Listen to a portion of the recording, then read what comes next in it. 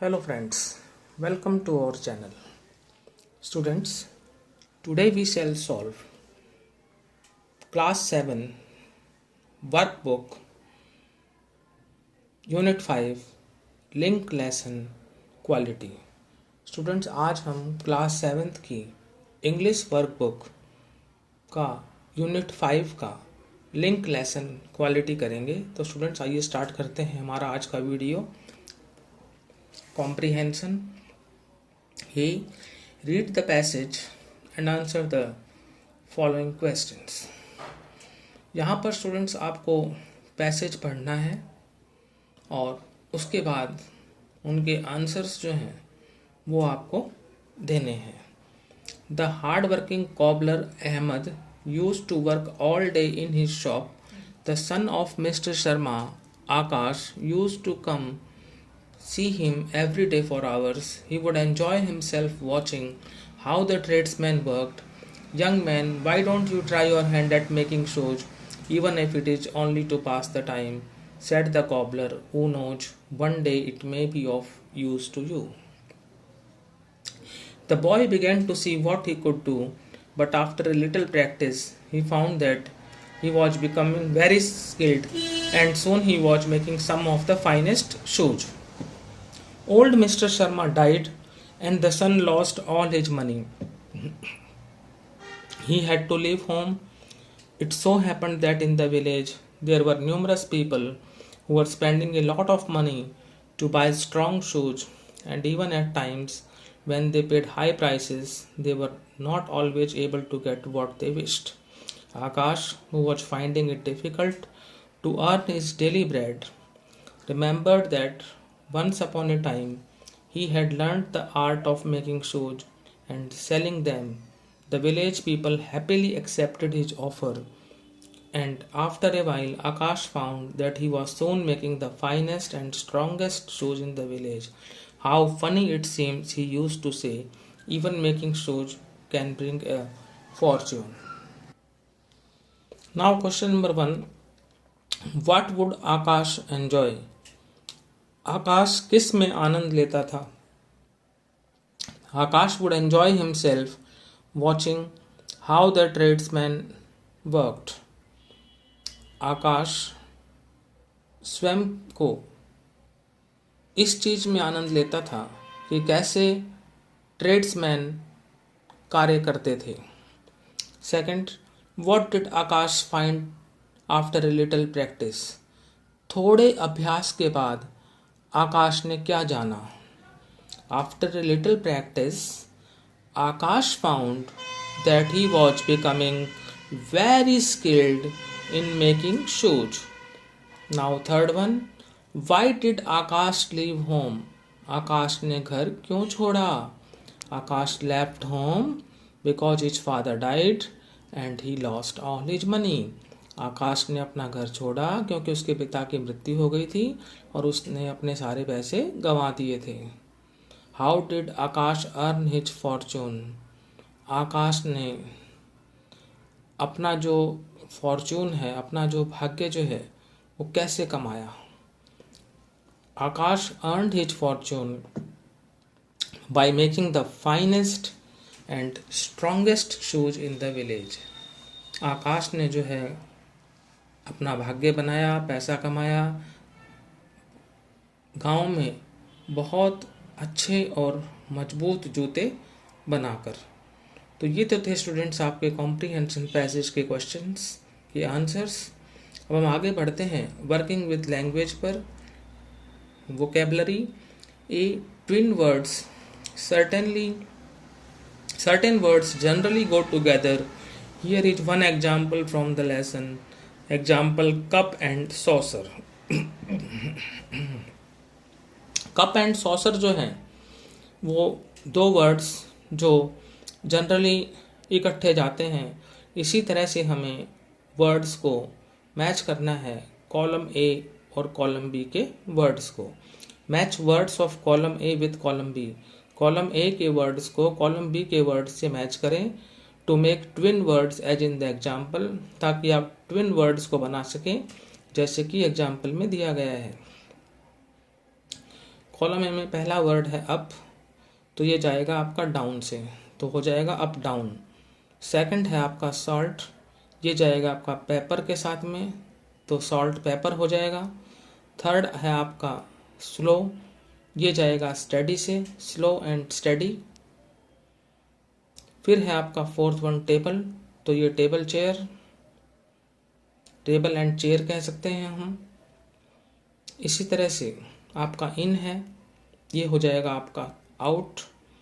फिर day, night, here, there, bat, ये हो जाएगा बॉल। लेफ्ट, ये हो जाएगा राइट, और टू, ये हो जाएगा फ्रो। तो students, up down, salt pepper, slow study, table chair, in out, day night, here there, bat ball, left right, to fro, ये हमने जो है बनाए हैं फिन words.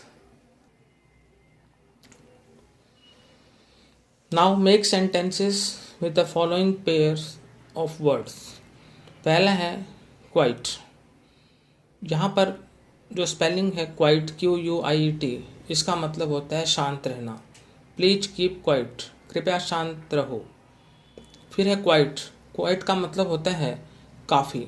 It is quite near the park gate, यह काफ़ी हद तक पार्क गेट के करीब है।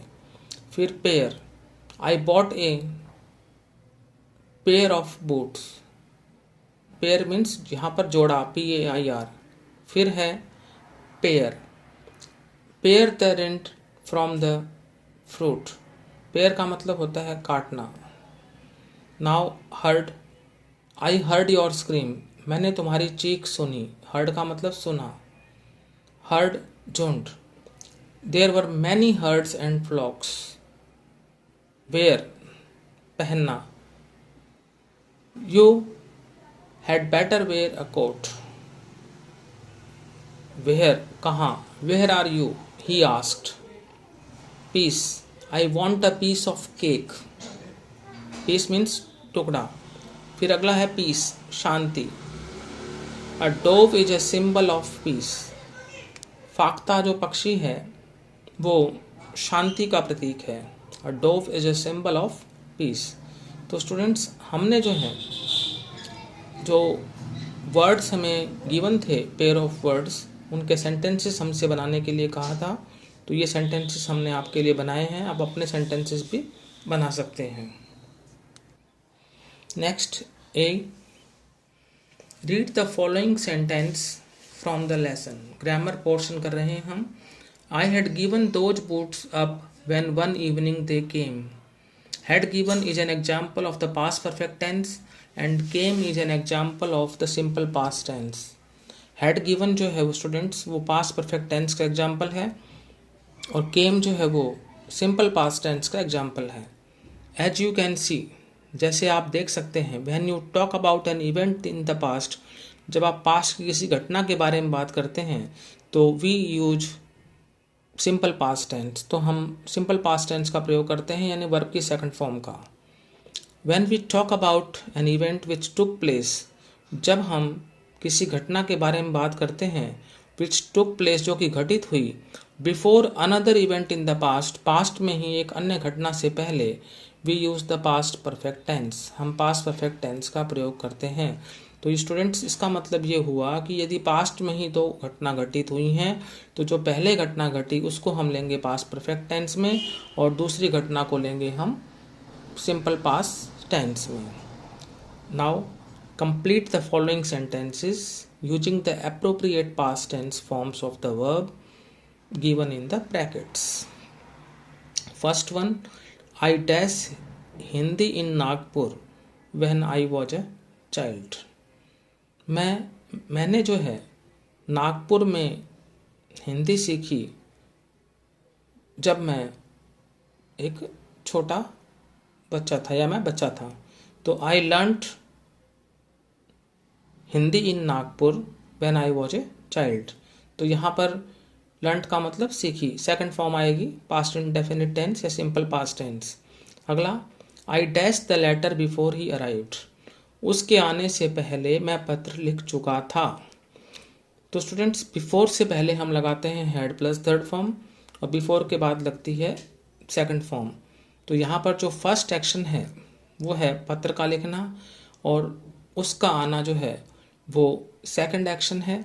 तो जैसे हमने बताया कि when we talk about an event which took place before another event in the past we use the past perfect tense। तो पत्र लिखना जो है वो पहला कार्य है और पास्ट में जो एक अन्य घटना हुई है वो उसका आना, लेकिन वो बाद में हुई है।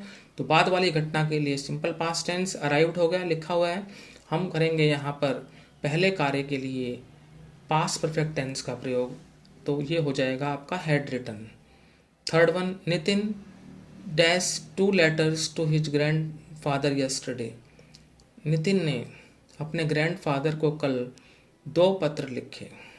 तो पोस्टेड यस्टरडे आ गया वर्ब की second form. Salma dash her exam with good marks.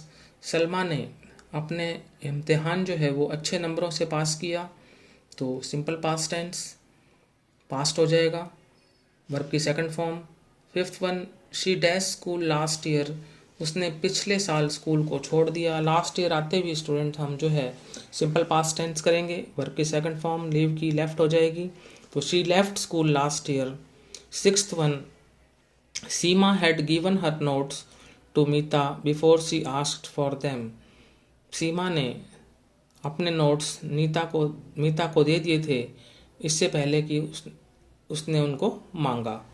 तो पहले दिए नोट्स और बाद में बात आती है मांगने की। तो हमने जो फर्स्ट एक्शन के लिए यूज करना है वो है पास्ट परफेक्ट टेंस। ये सारी बातें मैंने आपको सेंटेंस 2 में समझा दी थी पहले भी, और वैसे भी बिफोर फिर आ रहा है तो बिफोर से पहले हैड प्लस थर्ड फॉर्म।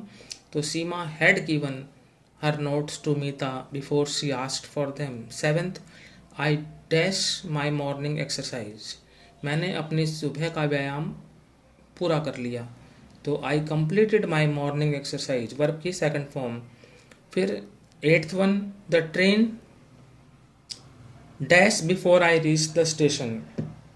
मेरे स्टेशन पहुंचने से पहले गाड़ी जा चुकी थी।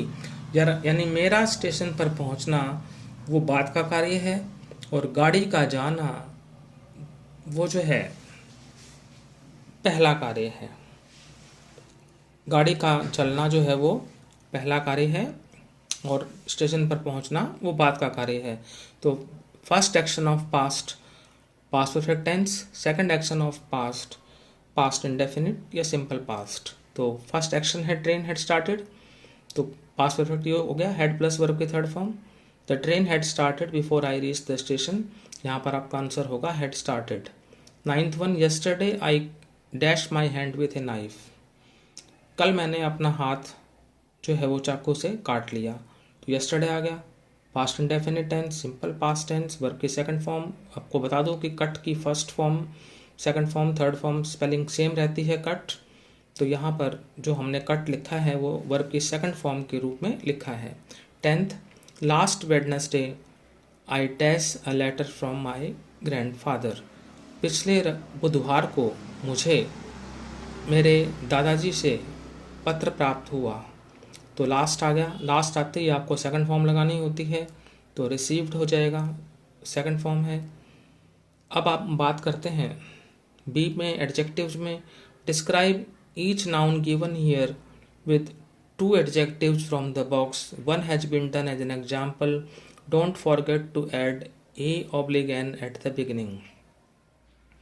An old brown bag. This is an example given. Now we'll solve another examples. A chirpy bird, a tiny chirpy bird।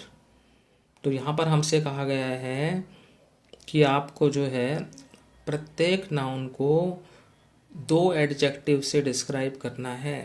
तो अब ये टाइनी और चर्पी जो दोनों एडजेक्टिव हैं। अगला है ए ब्राइट ब्लू स्काई। तो ब्राइट और ब्लू ये दोनों एडजेक्टिव हैं। नेक्स्ट है ए शाइनी वोन लेदर। तो शाइनी और वोन जो हैं ये दोनों एडजेक्टिव हैं। ए सॉफ्ट ब्राइट आइज। तो सॉफ्ट और ब्राइट दोनों एडजेक्टिव हैं। ए शाइनी मेटालिक बाइसिकल। तो शाइनी और मेटालिक जो हैं वो एडजेक्टिव्स हैं। एन एंग्री ओल्ड मैन, तो एंग्री और ओल्ड जो हैं वो दोनों एडजेक्टिव हैं। अ बिग न्यू बुक्स, तो बिग और न्यू जो हैं ये आपके एडजेक्टिव्स हैं। Now dictionary practice, look at the dictionary entries of the following words and say whether they are verbs, adjectives और adverbs। अब आते हैं हम बात एसेंस की। एसेंस क्या है? तो स्टूडेंट्स, एसेंस है आपका नाउन। स्टारवेशन, ये भी आपका नाउन है। स्प्लेंडिडली, ये एडवर्ब है। Shocked verb, murmured verb, circumstances noun, contempt noun, incense verb, guttural adjective और डिस्टिंक्शन नाउन। तो डिक्शनरी एंट्रीज जो हैं फॉलोइंग वर्ड्स की, उनको हमें देखना है और फिर बताना है कि ये वर्ब्स, एडजेक्टिव्स, एडवर्ब हैं। तो मैंने आपको बता दिया है कि कौन सा जो है वर्ब है, कौन सा एडजेक्टिव्स है और कौन सा एडवर्ब है। वर्ब माने क्रिया, एडजेक्टिव माने विशेषण और एडवर्ब्स माने क्रिया विशेषण। तो स्टूडेंट्स, आज हमने जो है class 7 English workbook unit 5 link lesson quality को सॉल्व किया।